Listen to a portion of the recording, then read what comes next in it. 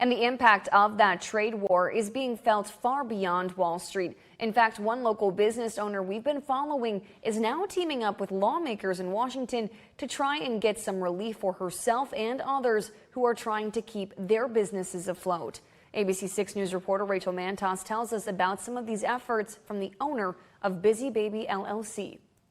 When President Trump placed sweeping tariffs on goods imported from other countries such as China, the idea was to bring manufacturing back to the U.S. But one local small business owner says that just isn't a possibility for her, and these tariffs are only making it harder for her to stay open. When Beth Benike was named Minnesota's Small Business Person of the Year last month, she thought things were looking up. This year was so amazing. We launched in Walmart, we launched in Target. I got this great award. But 9 days later, tariffs hit, flipping her world upside down. I can't even get my products here because I can't afford $230,000 in tariffs. With her current warehouse supply dwindling, Benike's exploring her options to get those products out of China. There's something called a foreign trade zone warehouse. We can put our products in one of those warehouses and then pull out a pallet at a time as needed and pay the tariffs as we go instead of in one lump sum. Or sell them in another country. We didn't budget for selling at a wholesale price, so you sell it a distributor cost is much less. They probably would get a 60% discount. Benike reached out to Representative Brad Finstad several times for help